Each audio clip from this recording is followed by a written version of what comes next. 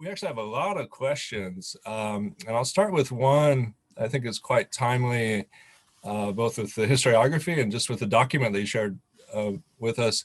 And the question comes from Todd, and he says, was there an industry standard, so to speak, that was widely accepted about the amount of a crop that could be harvested in a day? Or was it just more random and up to the demands of individuals?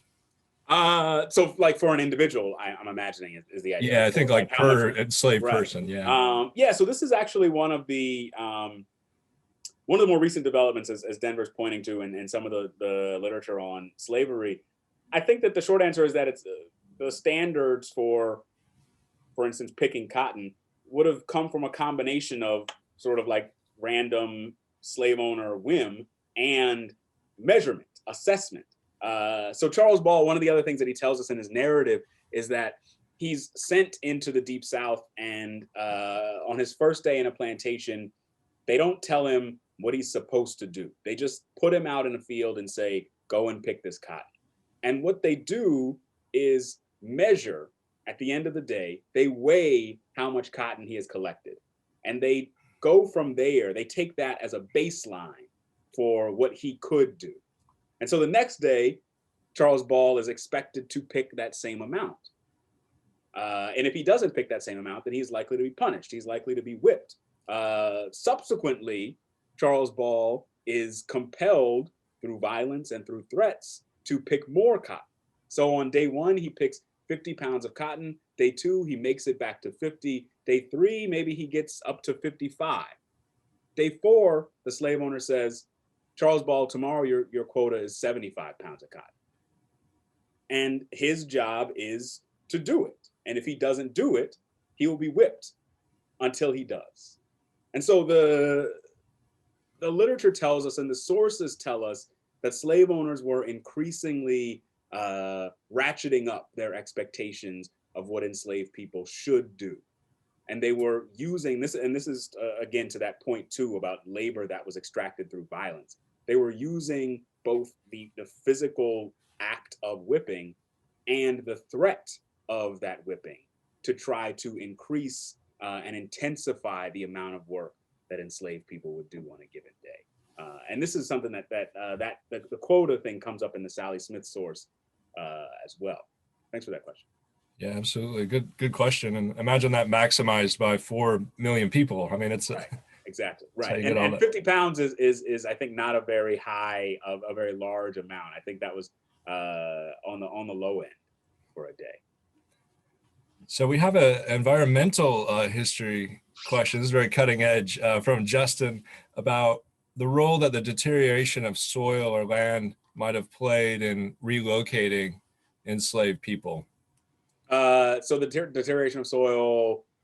So my understanding of, I actually, now that I think about it, don't know that much about the ways the ways cotton shaped the soil of the Deep South territories, but I think we do know pretty well that a combination of declining demand and declining production of tobacco in the upper South states, North Carolina, Virginia, and Maryland, that helped to create the conditions in which slave owners in those states would be willing and eager in some cases to sell enslaved people into the Deep South. So the centuries really of colonial tobacco cultivation in those upper South states did sap the soil in some ways and create a circumstance in which slave owners were more open to trading enslaved people to the Deep South. Another interesting thing I'm thinking about though is, and this is a little bit off topic from that, but part of what happens in the constitutional period, and Denver would probably be able to say more about this than I can, but part of what happens is that slave owners in Virginia especially, which was the largest slave owning state in the nation in the early republic, slave owners in Virginia were opposed to the domestic slave trade, were opposed to the Atlantic slave trade because they wanted to make sure that the people that they owned in Virginia remained valuable.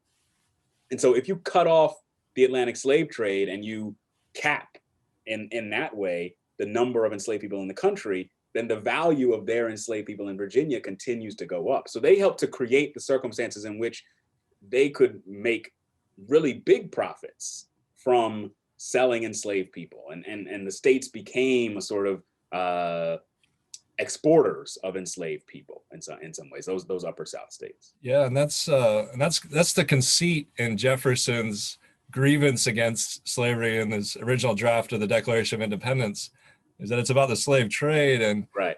He stands to gain as a Virginian if right, if you condemn it, and so there's a moral a moral pose to that as well, right? That the idea is that the slave trade is the really horrible thing, the Middle Passage is the really horrible thing. Slavery itself, as Jefferson would say, wasn't that bad, but so there's this really complex set of motives in there, all of which were designed to preserve the value of the people that he owned, and to let him keep that human property.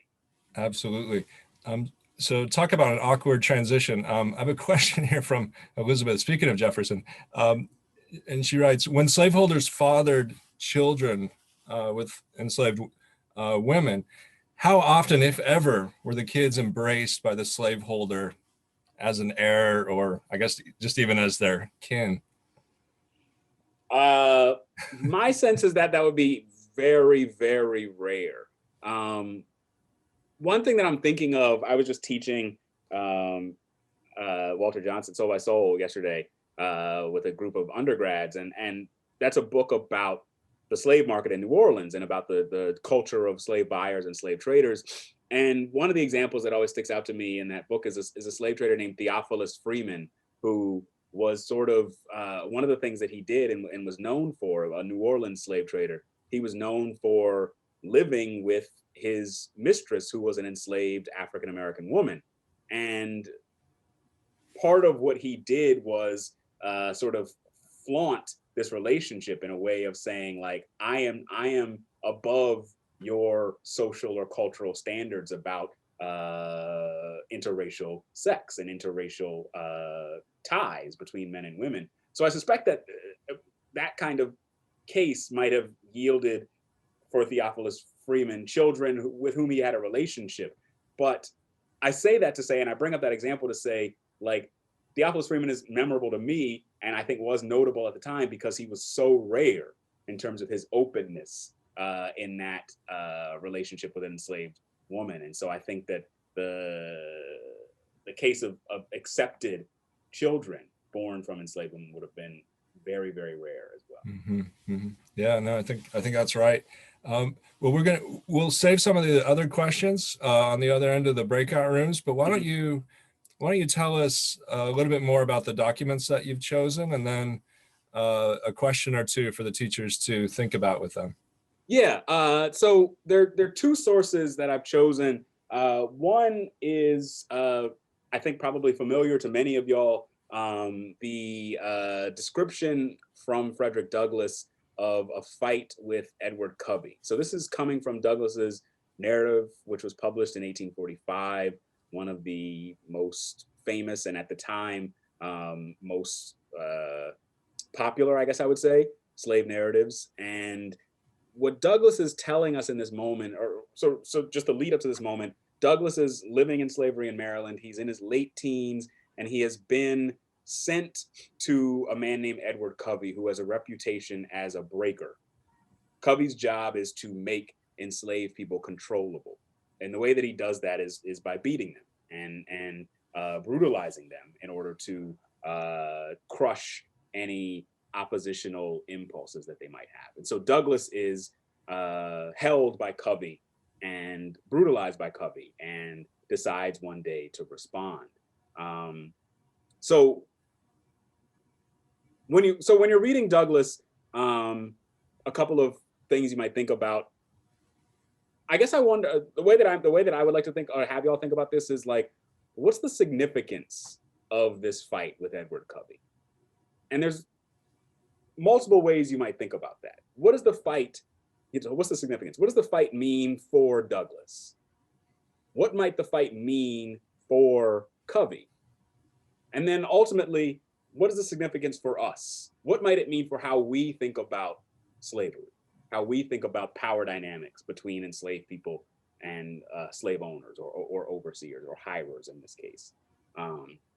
The other sources from, and it's from an interview that an enslaved woman named Sally Smith did after slavery.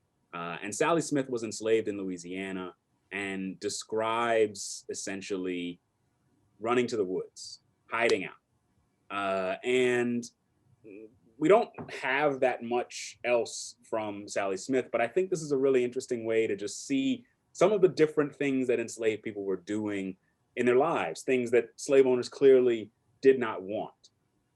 So I would say that, so just to be clear, Sally Smith is enslaved and she's writing about probably the 1850s or so, and the interview is being recorded much later. As you read Sally Smith, I would say think a little bit about just like what's it like in the woods, and what might be motivating Sally Smith to go and to go back and to, she says, keep going into the woods. So how can we make sense of the choice that she's making to go there? And also, so the last thing I'll say is in both cases, I would ask you to think about details. I think that both of these texts are pretty vivid. And one of the things I want to talk about is maybe especially with Douglas, like the writerly aspects of them, like what they're telling us and how we should really read and maybe interpret their words and ideas. So I'll stop there.